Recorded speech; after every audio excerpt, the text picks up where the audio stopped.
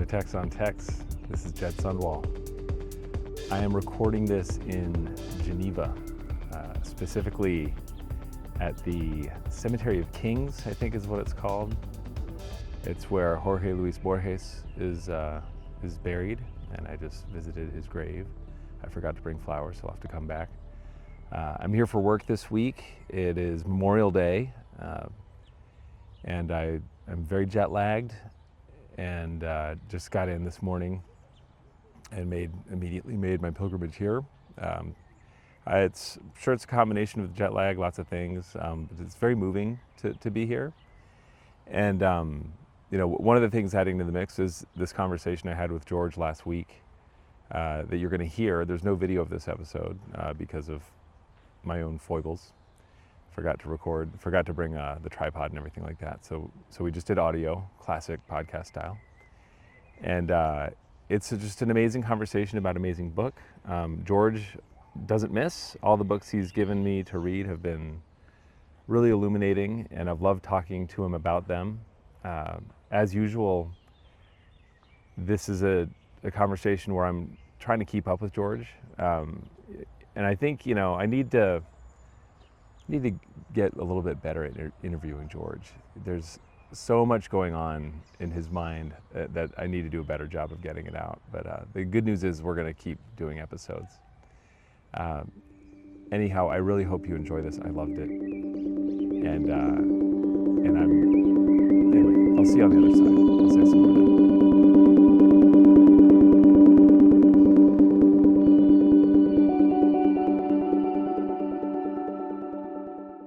George, welcome back. Thank you. Great to talk to you again. Yeah. As you said, this book was day by day. It's more prophetic. Every day you feel like you're going another page, in his book. No, I'm living the story told by this book right now. I'll get into it, but in terms of using computers to organize society, it's become a hobby of mine. So this is our fourth conversation, and I should have looked this up before, but we're going to finish the Dyson syllabus at some point. I want to. What else is left after this one? Not this is really the fourth of what I felt were my important science fiction books. There's a fifth one that is probably not legally science fiction, but it's Jack Good's book where he, in the 60s, went around to all the science. He had access to all the scientists who were interesting, and he got them to contribute their crazy, wild ideas. So most of them are science fiction. All right. Well, I want to do all of them. So this we'll be back again. But do you want to introduce the book? Sure. Yeah. I mean, the book is The Tale of the Big Computer, A Vision, by Olof Johannesson, and of course, it was published in Swedish in 1966, and Olof Johannesson is a pseudonym.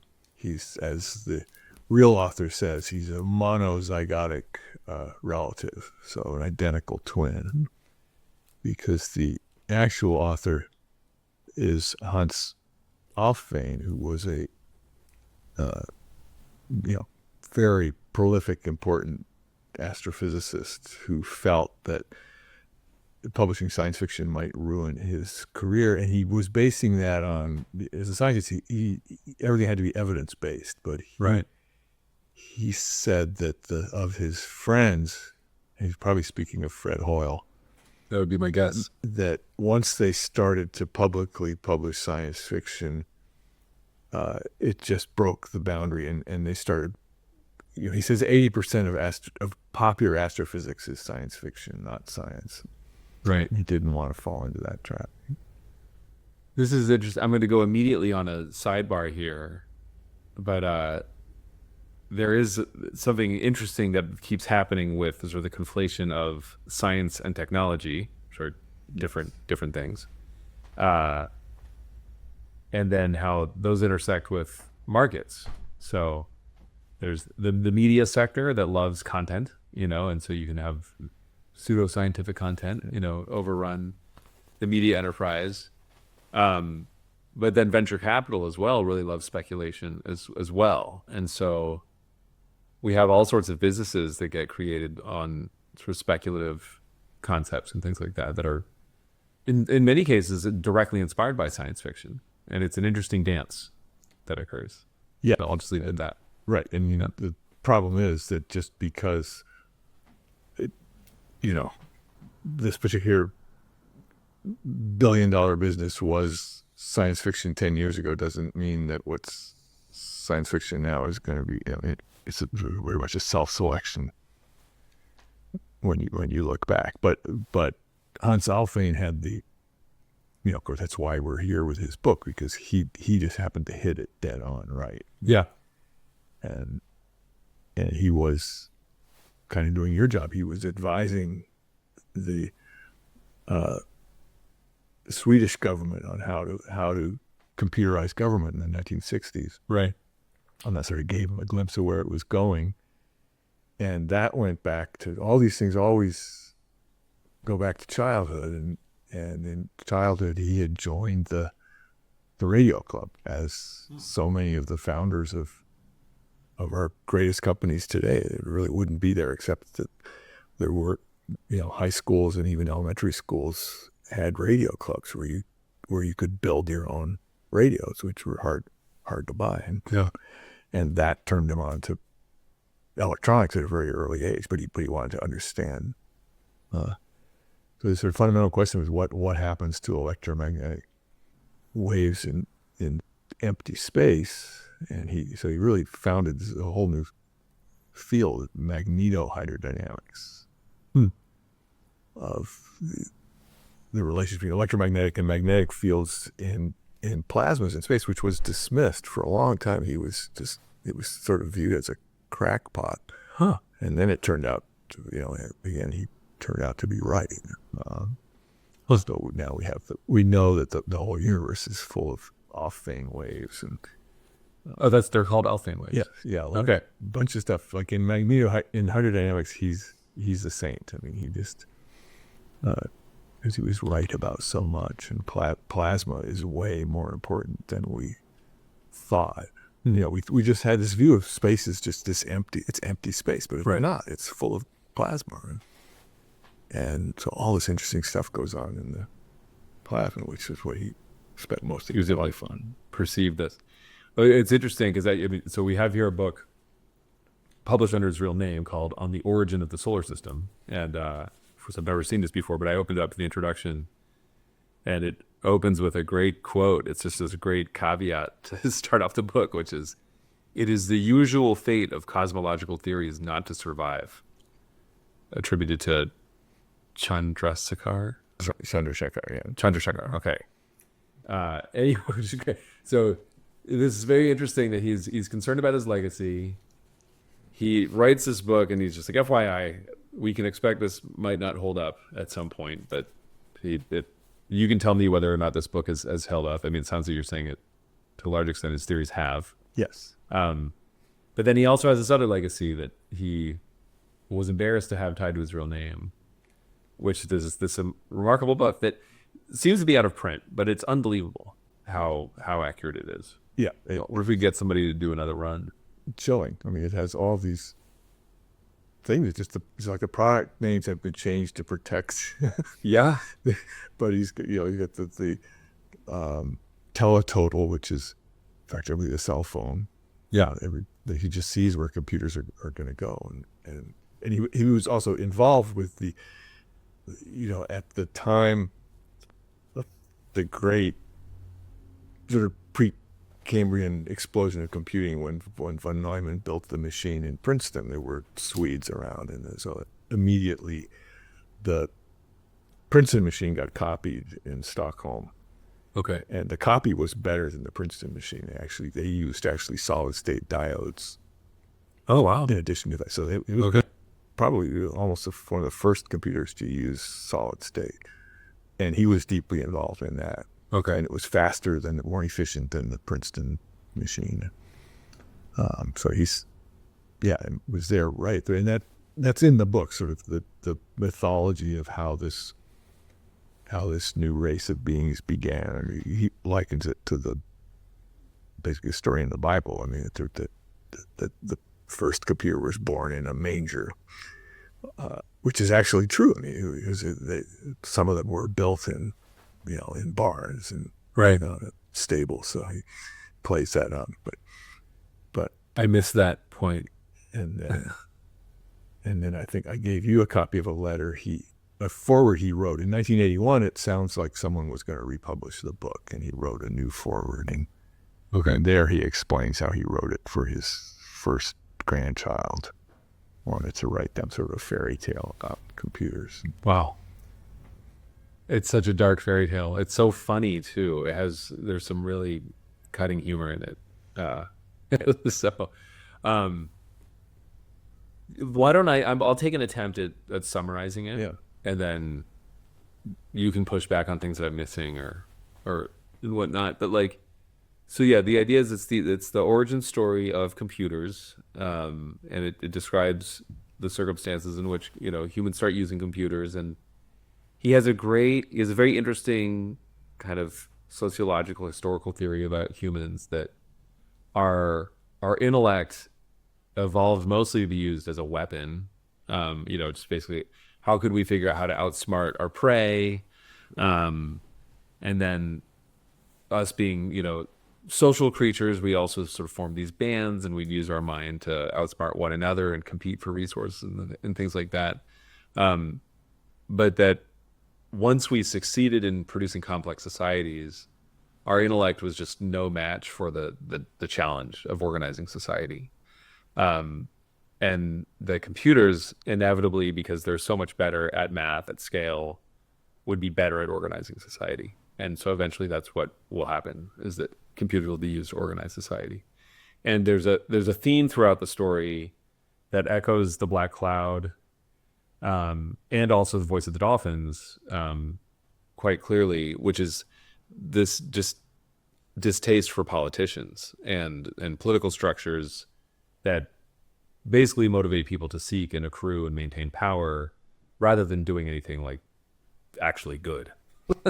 And that the theme that's in Voice of the Dolphins and The Black Cloud is that, well, we'd be much better off if scientists were running the show. But this book, it takes it a step further, which is no, just computers should be making these decisions. And I want to get into the details of how this plays out, but the All Spoilers podcast, the kicker of the story is and so that is how, computers eventually became sort of the dominant life form, if you can call it that, and humans were made obsolete completely. LOL. Oh. Yeah. So roughly it. I mean, I do want to get into a lot of the details on my notes, but I'm curious to get your take on what I may have left out there. Yeah, no, that's the story with sort of a gap, or it happens twice. And he's also very brilliantly prophetic about how it's not at all an evil takeover. The computers just make themselves useful the way we use Google Maps. We use, if you tell me how to get to the doctor's office and Google Maps tells me something different, I'll probably take the Google Map answer. It's more reliable and more up to date. And so that all becomes it's a very friendly symbiosis. Right. And then sort of the bad people come back, which is very, very evocative of the situation we're in today, where sort of some bad actors gain control of the computer systems, and then we have essentially a huge cyber war, and the whole thing collapses. But then, for humanity to survive, it has to be rebuilt. Yeah. And it gets rebuilt better the second time. We're going to rebuild this in a way that we can't have bad people take control. Yeah. So then we end up with complete control. But by computers. But and of course Hannes Alfvén, he was a very strong. He was involved in politics. He became chairman of. There was a group called the Pugwash Group. So at Los Alamos, there was only one scientist who quit. Like it became, the whole premise of Los Alamos was that the Nazis were working on nuclear weapons and we had to build one first. Yeah. And that's what Oppenheimer and everyone else. And then quite earlier than we like to admit, the intelligence really showed that the Germans were not making progress on nuclear weapons. They were not actually building nuclear weapons. Very much like Iran or something, where we needed that threat that they were in order to justify our doing it. So there was, of course, the physicists themselves were bringing out intelligence, saying, look, what they're not, because if they were actually building nuclear weapons, the physicists would have known about it. Right. It was just enough of a network of, and the official intelligence finally came in that that's not a threat. Yet Los Alamos continued, and only one scientist quit. Said, no, I'm not going to work on it any longer if Germany is not a threat. And that was Joseph Rothblatt, who started a group that was known as Pugwash because he held like you're doing, he sort of held a big dinner, held an event in Pugwash, Nova Scotia, which was sort of neutral ground where scientists from all over the world, physicists from all over the world came to look at the problem of how to stop nuclear weapons. And then Hannes Alfvén became the chairman of that group and Leo Szilard who wrote Voice of the Dolphins, was part of that. My father was part of it. It was a very, romantic and sadly ineffective group. I mean, they really wanted to stop the proliferation of nuclear weapons, and it failed. So that it certainly informs his thinking in the book of one political power. So his criticisms of politics are not without close knowledge of how hard it was to really get politicians to do. I mean, clearly nuclear weapons were a bad thing, and yet we were going full speed ahead. Yeah. Okay. Well, so we can get into some of the details of the timeline, I think. There's so many.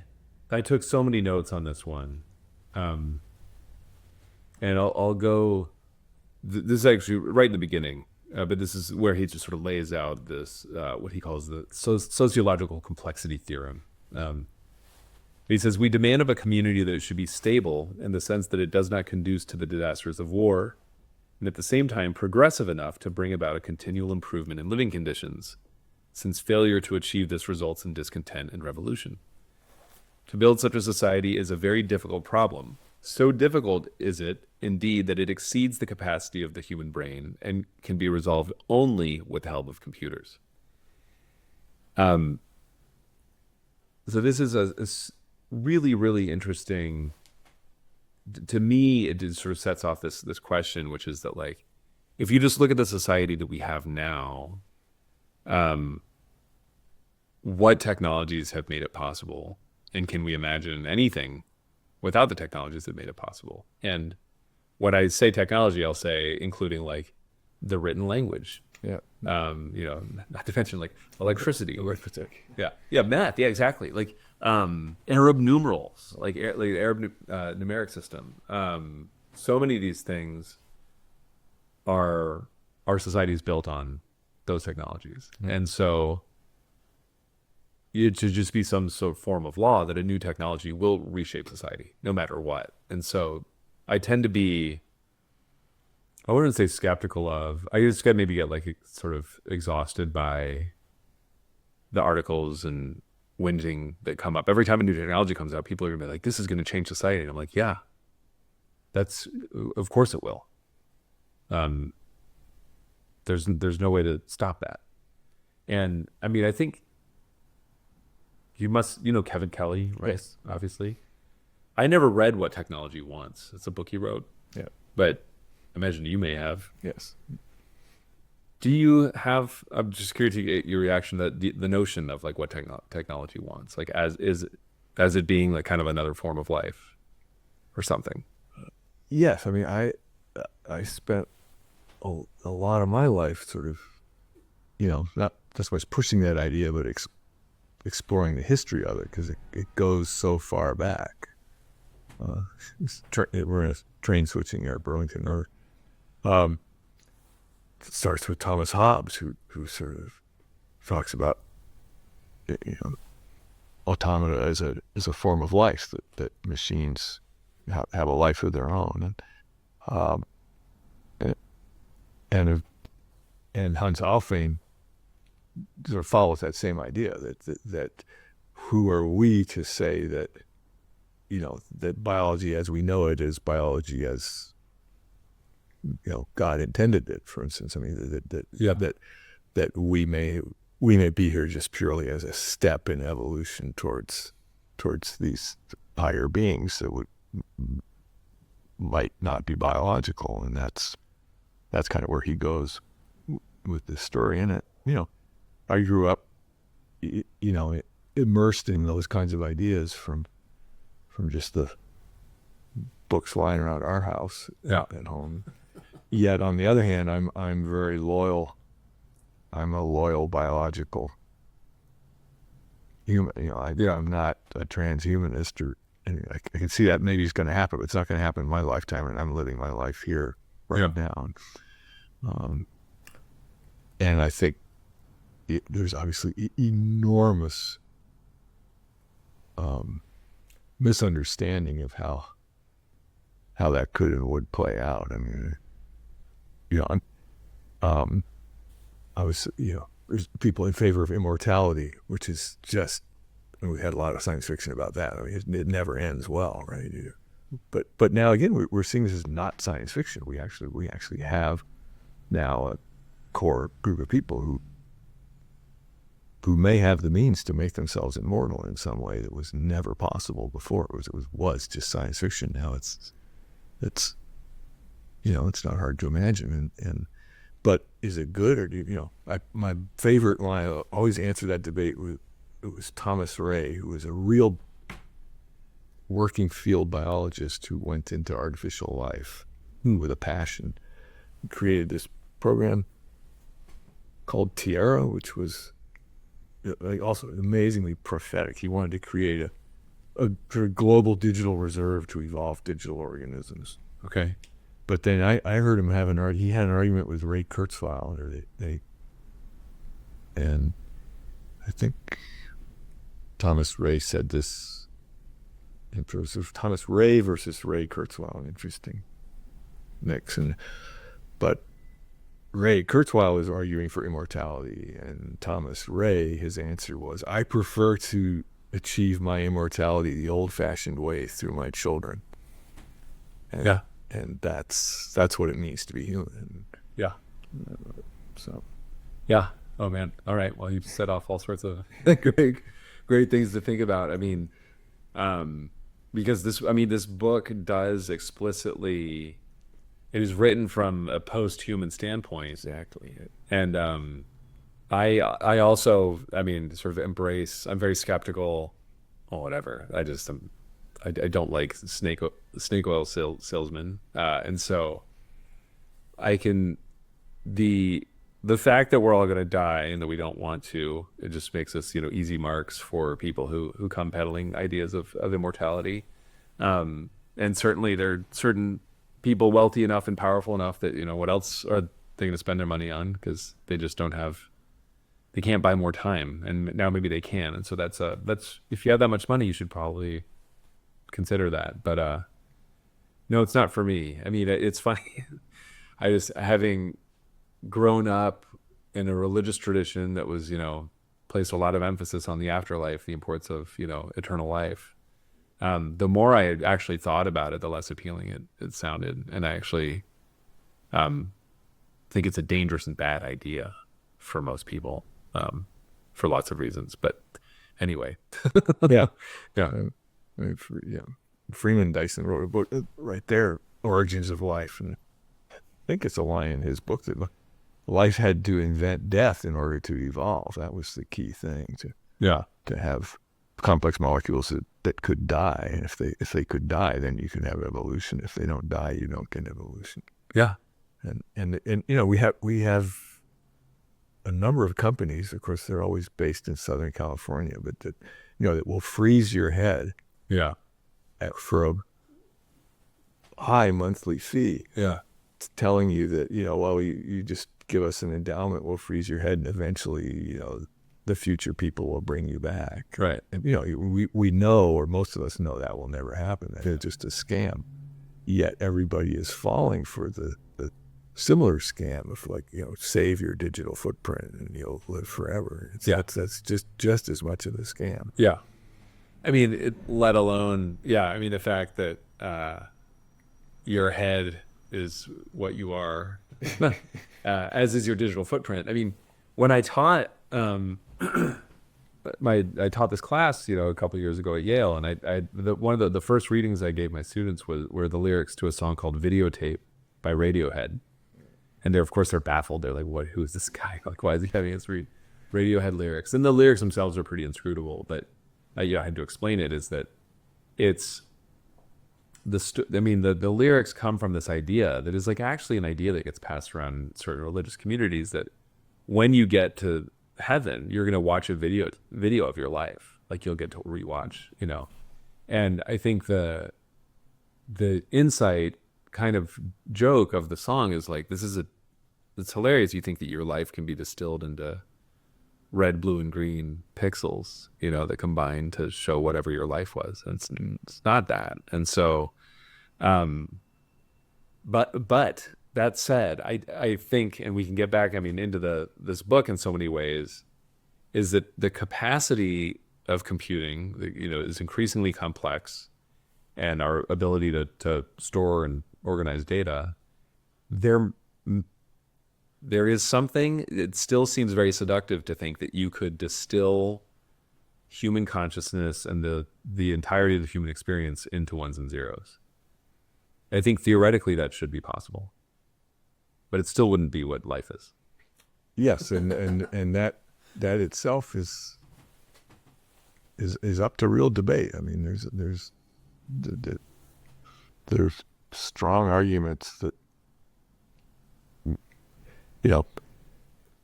strong arguments that everything can be digitized, and there's strong arguments that you can have analog processes that are non-computable in a way that's completely different. And in a practical sense, you can have computations that would take a digital computer the age of the universe to solve, but can be solved in an analog way, right, much more quickly. So you can live in an analog world and not but those boundaries are definitely being crossed. Yeah. Well, we should maybe even do an episode where we talk about an analogia, in more depth, because it's such a cool book, and I'd like to reread it. Yeah, well, I guess in any case, I think what we're heading towards, though, is the idea that the human experience, or what we experience as life and what we can perceive, is not unique to us. I guess I'll just say that. You're nodding your head. Yes. And beyond, it's not unique to us, and it's not unique to life forms that are like us or that we can perceive or comprehend, right? So there's really nothing stopping something that we might call a computer from having a very rich experience of reality, or things that we might consider to be things like consciousness. Yeah. And Hannes Alfvén, he sort of avoids that question. Yeah. It's just the way things are now. It's just the computers run everything very efficiently, and people are less and less, or more and more in the way. Yeah. And it just takes that to its conclusion without ever, he never says, or I guess he does, but it's clear the computers have become conscious, but he doesn't. There's never any discussion of what they want or why. They're just logical and sensible. Yeah. Well, okay. So this ties into another note that I took that I really liked, which was, so he describes the teletotal, which I really sort of interpreted it as just like the internet. But then, you know, it was just connected to devices everywhere. Right, but then how you connect it? First you had a little device, and then then there was mini total, which I consider that like an Apple Watch, like something that like teletotal was like the terminal. Yeah. You had a terminal in your house, and then mini total, you had like a iPhone you carry around. Yeah. And neurototal, it's wired. There's an interface right into your brain. That's right. So yeah, he predicts the internet and the integration of the internet into our bodies perfectly well. I mean, I wear an Apple Watch every single day. I have AirPods. So, I mean, yeah, I don't remember where I read this, or like it just finally stuck with me, but like, cause I listen to music all the time. I like podcasts. And I'm like, I put wires into my head all the time, you know? So like we are becoming cyborgs in this way. And so it predicts that. But then, so this is the part that I love. You can order things with one click. Yeah. Well, actually, it's funny. I have a memory of sometime around 2010. I remember we were driving. Well, I lived in San Diego at the time. We were driving to Arizona, and it's somewhat, you know, this is like a few years into the iPhone era. I didn't get an iPhone right away, but by this time I had one, and Amazon had its app, and we're in the middle of the desert between San Diego and Arizona, and I ordered a Roomba on my phone on Amazon, and I'm like, I just ordered a robot on my phone in the middle of the desert. Seems pretty interesting. So here we are. So there's this whole section about like the collision of the law and computers. And what's amazing to me is again, written in 1966 in Sweden. I wouldn't have expected this kind of thinking to be happening there. But he basically pokes like a devastating hole in the notion of like open source code as being some sort of fail-safe and like useful for society, which is something being an open data, you know, open source enthusiast for most of my career. It hurt to read this. I was like, oh man, he gets it. So I'm going to read the whole thing. So they turn the law into pure code. Okay. And so the author, the narrator, says the advantages of the system were very great. The judge could no longer be accused of partiality, although it was open to the accused to plead that the computer had been wrongly programmed. In theory, this possibility, however remote, could never be excluded. To eliminate any risk of justified objection to the verdict, every convicted person had the right to appeal his sentence on the grounds that the computer had been either wrongly wired or wrongly coded. He was then given access to all wiring diagrams and coding records, together with a punched paper tape representing the computer operation throughout the trial. He only had to point out a single indefensible error in one of the mile-long tapes for the sentence to be quashed and a retrial ordered. Thus, justice was guaranteed. So immediately, I mean, I say this all the time. We already live among systems that are inscrutable to us and that we can't control. And then we see code and software starting to dominate, you know, mediate our society in all these different ways. And people are like, oh, it's fine. Just like open source it and it'll be good. As if we were any match for all this code, especially like your rando who is on trial. I'll let you respond to that if you want. Yeah, no, he was definitely speaking from experience. I mean, at that time, codes were ridiculously small. I mean, not even kilobytes, and there were a few kilobytes, and you couldn't. Yeah, you would spend months trying to find the bug or whatever. So, yeah, looking at tape. Yeah. Here you go, a mile of tape. No problem. You just find where you're wrong. We'll take care of you. Yep. Yeah, I recently wrote on the Radiant Earth blog about we did a project where it's taken years, but we worked with this group called Tailored Geospatial, who assembled basically a dream team of machine learning experts to identify agricultural field boundaries from space. And so they used satellite imagery and just trained a model to detect all field boundaries from space using this model, and came up with like, I don't know how many billions of polygons. But it all weighs in at something like 350 terabytes of data, which, just for the record, George just grimaced a little bit. Like, that's like a lot of data. But in the post, I explained, I'm like, this is just a fraction of our holdings that we have in our data publishing service, Source Cooperative, which has about 6 petabytes now. And then I got to explain that S3, Amazon is, they're very careful about what numbers they release. And so all they'll say is that S3 contains hundreds of exabytes of data, which humans we can't grasp orders of magnitude, really understand like how big this is. The point here being just reiterating, like we're just so far outmatched by computers. That's all. Okay, then there's one other element to this though. And so this goes back to what we were talking about before about the human experience relative to whatever the computers are experiencing, if anything. So it talks about crime and like law enforcement. And so this is from the book.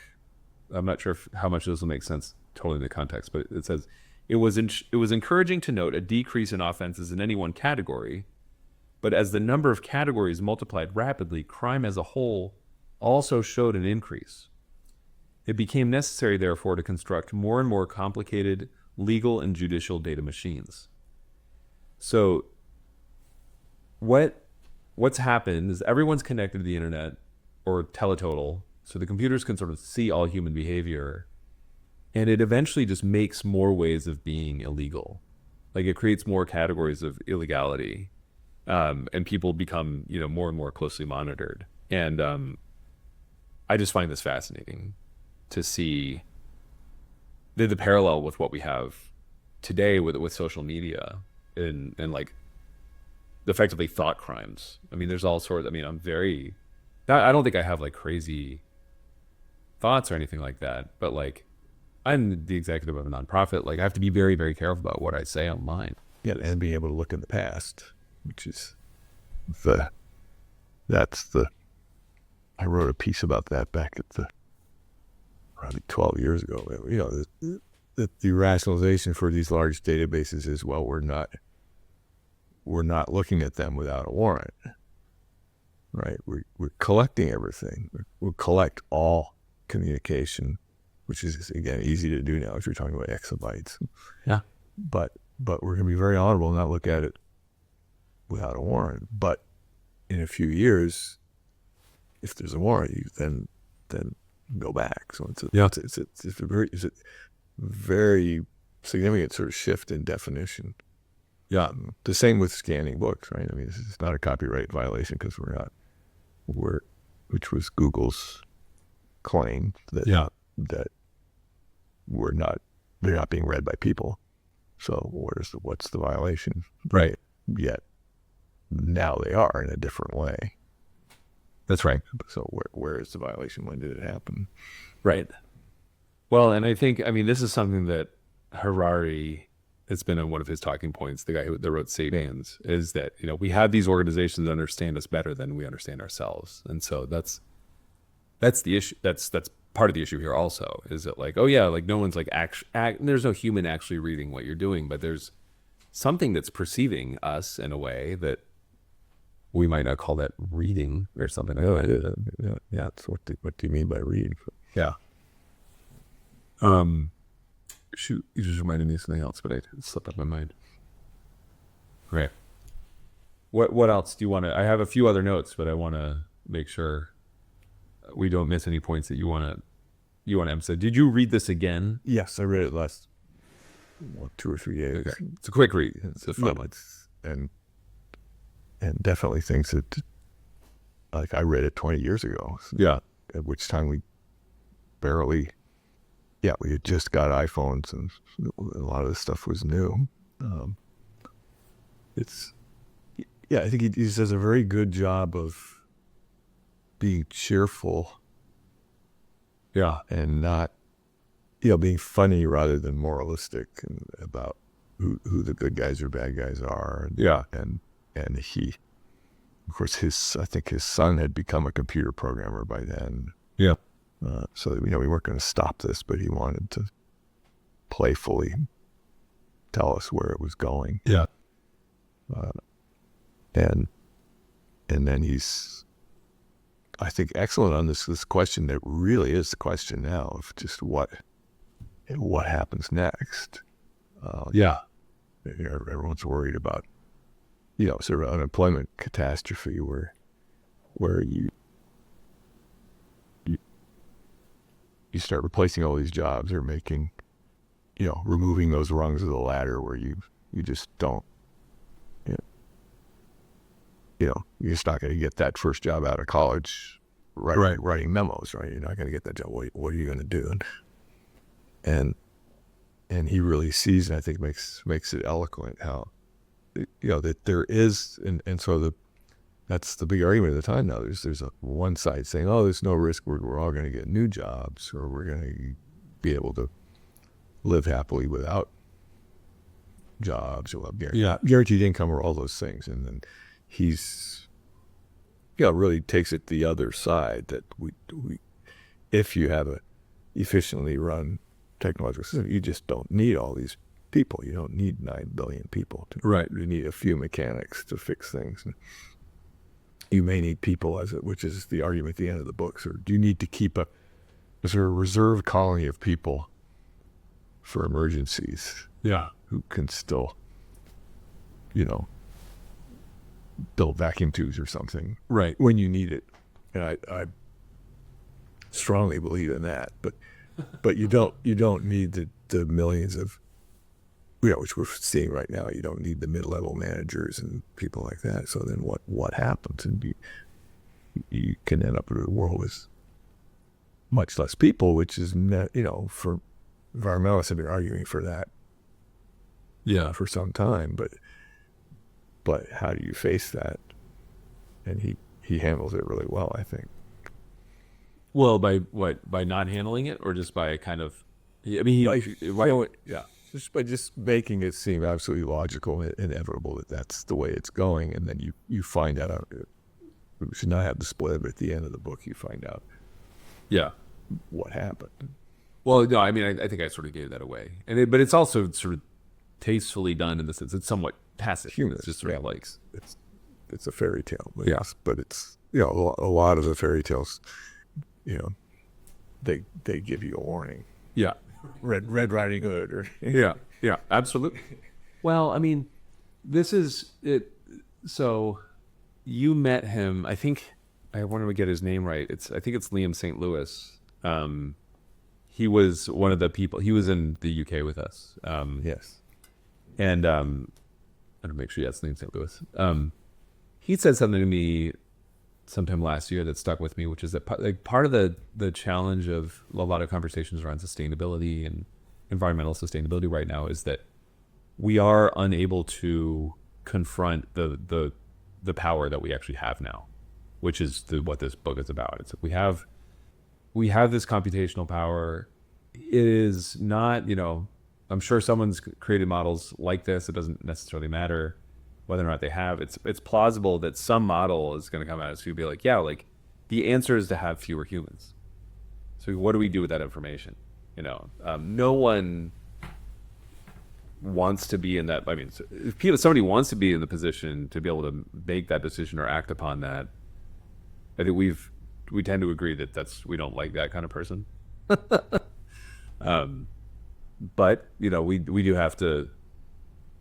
That's to Liam's point. It's very, very difficult to confront this reality. Is that the answer to a lot of the questions might be, that there shouldn't be as many humans as there are. Yeah, and it's entirely possible that's happening now. We're just not aware of it. I mean, we know there's, fertility is dropping everywhere, right? Right. And we don't really understand that. There's various theories of why, and there's explanations, and there's no sort of cohesive. Yeah. But it could be exactly this. I mean, just that the technological, so much of stuff is being run by these systems. It just don't need to be on it. And not that there is a conscious machine intelligence saying stop the people, but just it's the more efficient way forward. Yeah. Well, yeah, I mean, it's easy to imagine how, I think one motivator to have children historically has been to create labor for your farm or whatever. Like, I have 3 kids. I love them. I'm not having them to have them work for me. Yeah. They're quite lazy most of the time. So I would like to get them to like do the dishes more. But yeah. But the other motivator for having children was you wanted a family of people to talk to and tell us stories and all that, and technologically we've sucked a lot of the life out of that. A lot of people are just, they have AI,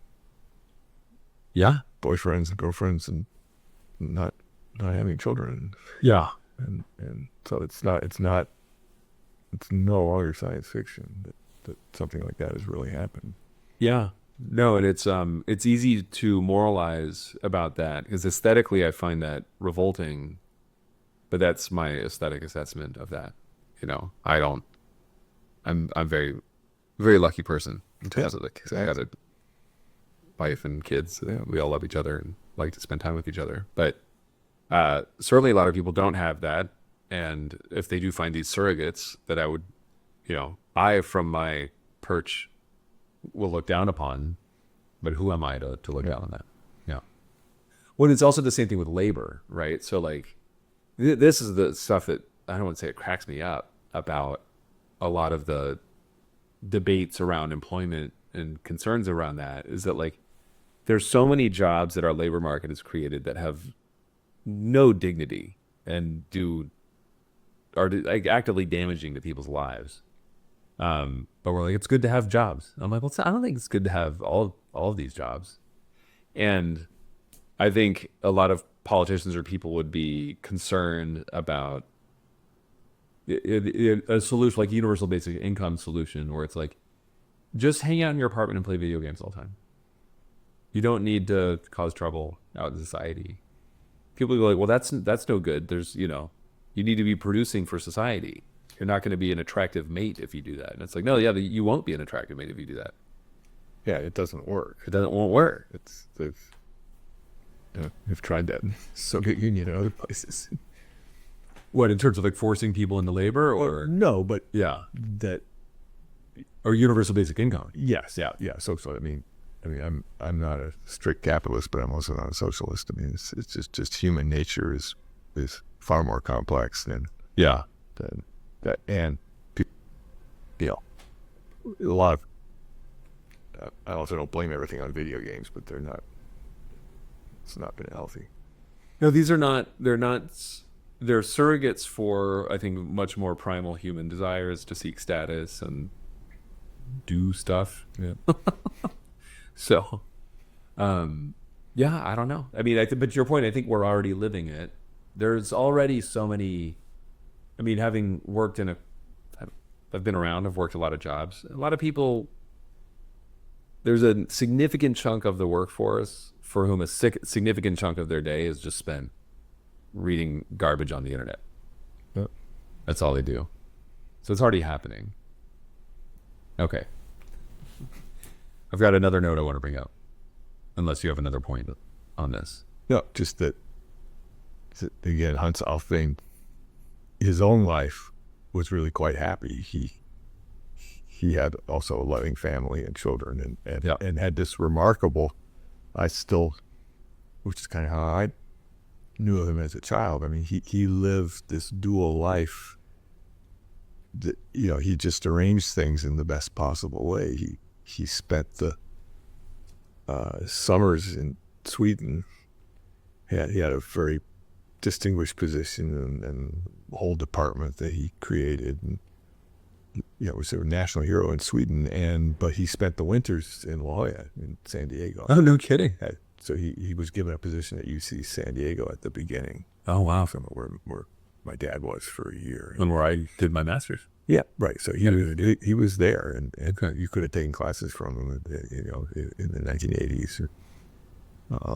Wow. And he was a beloved professor who wasn't too good to teach classes. He taught classes and had students, but just arranged his life in a happy way. Yeah. Oh, good. So, look, sounds like a great Swede. I'm very proud of a Swedish last name. Yeah, because some of our excellent science fiction comes from rather tortured people. And sort of developed an imaginary world. Yeah, no, this book is not that. It's a really remarkable. It's because it's so funny, but in a very dark Swedish way. And actually, this is a very Swedish passage I'm going to read. It's so good.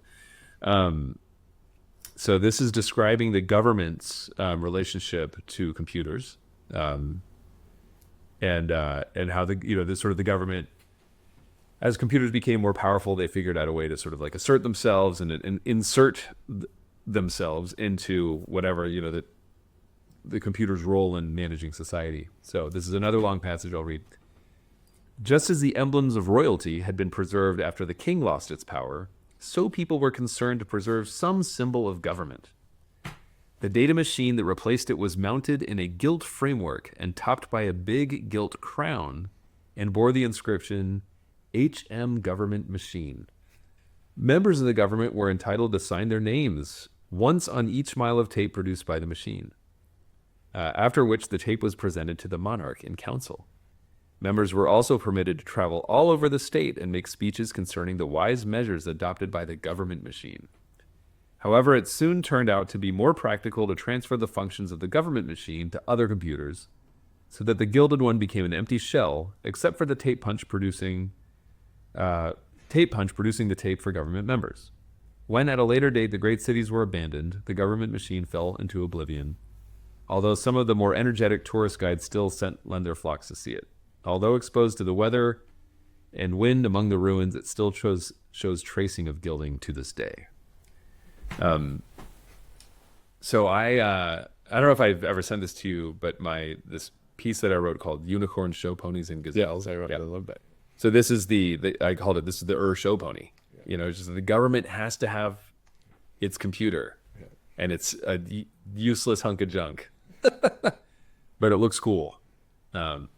So, it's like our aircraft carriers. Oh yeah. Well, today, I don't know about our aircraft carriers today. Well, we still pride ourselves in having aircraft carriers which are strategically obsolete. Right? Yeah, they're just giant, big sitting ducks. Yeah, for cheaper weapons, and they no longer they're really no longer needed in the sense. Right. But we're not going to give them up until we have to. Yeah, well, it's because of powerful humans in charge. There's somebody who's extremely proud of their aircraft carrier. This is a thing, for the listener, George and I walked down the street in Bellingham to come to his house to record this, and we were talking about the too wide street that people drive too fast on. And one issue that I understand has been an issue in city planning is that fire departments like to have big fire trucks, which require wider streets. And wider streets, people drive faster on wider streets. They're less safe. We'd be better off with skinnier streets. But one confounding factor is that fire departments like to have big fire trucks, which they don't need. But it's these silly humans. Yes. Unintended consequences. Yes. And a cool fire truck is cool. Like, I won't deny it. Top Gun is cool. Aircraft carriers are cool. But yeah, we're not great arbiters of, or like, we don't necessarily have great judgment on what's good for us. So computers might have a better idea. Oh man. Yeah, he goes into some, okay, I'll just leave it at this. He spends a lot of time thinking about the circuitry of the brain and comparing human minds to computers, which I know you have lots of opinions on in terms of like algorithmic computing and stuff like that. But he spent some time just sort of exploring the idea that, like, again, this is written from the narrator is a computer who's also trying to understand what it was like for humans to be humans, and writes about sort of the not understanding the circuitry that drives the lust for power that humans seem to have. And then also pointing out that, it seems that some humans have more volition than others, just some are able to do more stuff. And that's just a function of how they're wired. Anyway, it's a very heretical passage in the sense that, I think he does a good job of exploring like what the soul might be if you're looking at the brain as some kind of computer. And it's really just, you're just some pattern of energy that computes in a certain way. Over to you.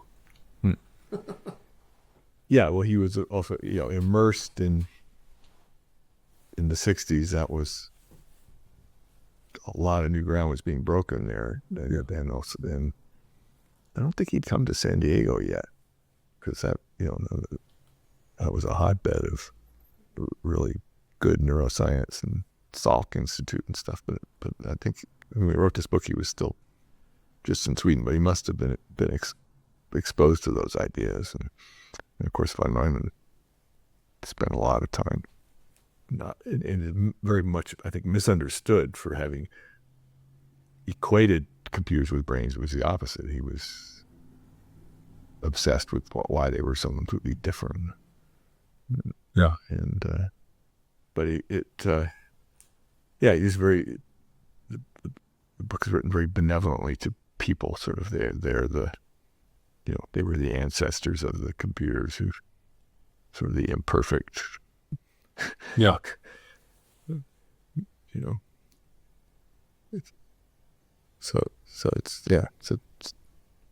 Meant it as a fairy tale. It's very much what it was, very idealistic, but realistic about the perils of computers falling into the hands of politicians.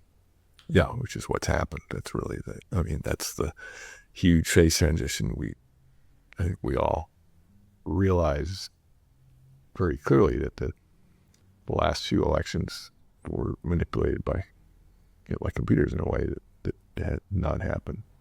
So do you believe that? Yes. Just in the, like you say, so many people just are reading and believing the internet all day long, and right, and that the issues that have been sort of silenced now of what happened with Facebook and my explanation is that we got in a very unstable position where the technology to influence how people will vote is 21st century, very sophisticated technology, but the technology to count how people voted is still 19th century technology, very, very imprecise. We really can't count the votes precisely. Yeah. We can actually now influence how people will vote more accurately than we can count how they voted. Right. So then you get this, you just are always going to end up with these knife edge sort of disputable elections, because you can, the last minute, you can influence things. Yeah. Okay. So you're not arguing, and I don't want to I want to make sure I'm not putting you out as being a conspiracy theorist, saying that the government has taken over control of the voting machines. No, you're saying it's the media landscape. Yes, yeah, exactly. Just the whole influence of people is more effective than the government's ability to count the votes. Right. And that's not saying there's anything wrong or suspicious with counting votes. It's just statistically an imperfect. Right. Well, especially when we have this goofy, in so many instances, first past the post electoral system where you can win with a razor's edge, and right. that's the issue. Exactly. So if we've built a media landscape or a media machine, industrial complex, that can very precisely target misinformation at a certain county during a very certain time window, that's enough to and certain people. It's just, yeah. But anyway, and Hannes Alfvén was not the H.G. Wells. He wrote about that. Then it was sort of propaganda. The era of people driving down the street with loudspeakers. Yeah. But he could see it coming too. I remember which book it was. It was where where there's a thing called the general intelligence machine that brainwashes people. Yeah. But I mean, many such cases. And it's really interesting. I mean, I will share, as I said this earlier, it's become a hobby of mine to use computers to organize society because this plot of land has come up in my neighborhood that's just been kind of neglected for as long as I think anyone can remember, decades now. And I created, so I've been thinking about this idea forever where I'm like, we should cooperatively own and govern this land. Yep. And I've been working on these ideas, but I saw the land had come up for sale. And so I whip up a Google Doc with the help of Claude to just get the ideas in order and polished and everything, just really, really quickly to get the idea out. And it starts spreading around in text chains. So all the parents in the neighborhood have different moms and dad groups that they're on. And it caught fire. I mean, people start reaching out to me. They're very interested. And so I'm pretty good at making websites, but again, with Claude, I can make it a lot faster. And so whip up a web page and launched that on Monday. What is it? It's May 21st. I launched this thing on May 4th. And I put in a Google form to have people sign up their interest and if they'd be interested in investing in this project. And within 2 weeks, we had $2 million pledged, And, but yeah, I mean, of course, I'm using AI to accelerate some of the thinking and the operational work that we're doing here. And it's exactly this story, But the trick, though, being, I, of course, am benevolent. Right. But when you have a malevolent, that's Hannes Alfvén's take, was just that when the politicians got control of the computer system, then things went bad. Well, that's right. And I think, actually right before I saw you today, I was talking to my friend Keith, who's also been on the podcast, Keith Garrett. And he told me about a book he sent me. In fact, he texted it to me, so I'll get the title right. But it's called Politics is for Power by Eitan Hirsch. And based on what Keith told me is that a lot of politics these days, because it's being run by these, what I would consider malevolent politicians, is basically just a tribal team sport activity that's distracting most people from actually accruing power and shaping their lives where they live. And so my take on how to respond to the political moment right now is, maybe this is foolish and it'll be like I forget what the dinner in New Brunswick or whatever. The pugwash. Jeez. Maybe this will just be another series of pugwash meetings that we end up doing, but we should try to accrue power locally where we live as neighbors and govern our lives that way and not be distracted by the big show and PC. Yeah. No, I totally agree, Paul. I mean, Freeman, one of my sisters moved to Ashland and Freeman came to visit.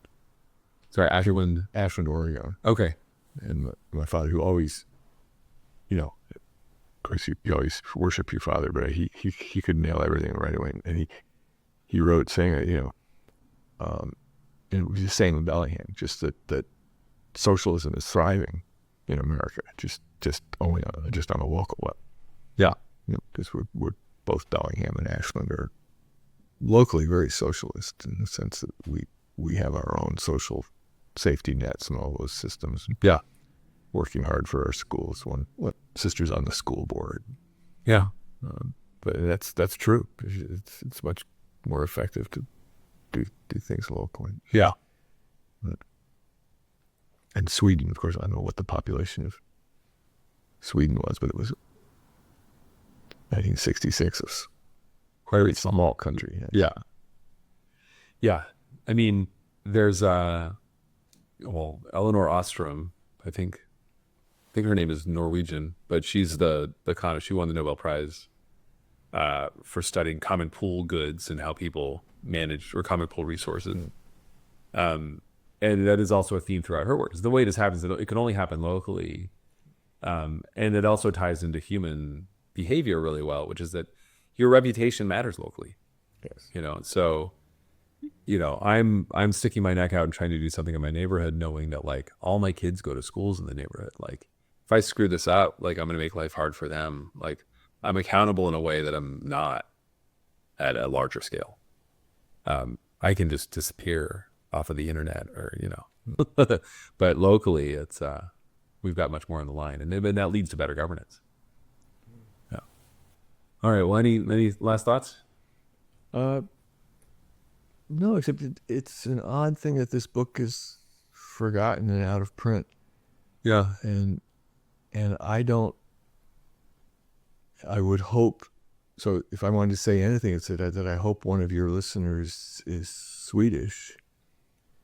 Okay. And will read the book in Swedish and tell us, whether it was well translated or not. Because there's books that have been, it's hard to translate a novel. Yeah. And some, great novels have been great translations. And personally, I think the book reads well and it's probably well translated, but I would be curious to hear from someone who read it in Swedish. And also I think a new edition is overdue. Yeah. And possibly if someone thinks it's not well translated and is Swedish, there should be a new translation. Yeah. So the excuse to publish it. Yeah, or even a new edition with a new foreword. And it's an important book. It really captures the moment we're in. And do you want to write the foreword? I would if it happened. I mean, okay. or we could, certainly someone could, or you could. Hopefully, someone Swedish would write the foreword. But it's an important enough book. And it's not hard to bring books back into print. And that it's also probably not a very good chance his survivors and relatives will hear this podcast, because that's, I see something if my name is mentioned, and if you're going to have it listed as on top of someone. So if the family is there, I think there'd be a lot of support for bringing this book back to life, because he really was a prophet. Yeah. And a great writer. I mean, I think the translation is very good. I wouldn't get in the way of somebody saying they can do a better job, but it's such a fun. Again, this makes me very proud to have a Swedish last name. It's darkly humorous. Yes, and we also should mention we don't have the camera, but you'll have a still of the. Yeah, I've shared the images of this already. The 1969 pulp edition. Yeah, it's perfect. Yeah, well, okay, let's see. I know we have dozens of listeners, so maybe one of them is a Swede, but I know some Swedes, so we'll put this out there. Yes, or someone who's fluent in Swedish. Yeah. Thank you. Thanks, George. Thank you.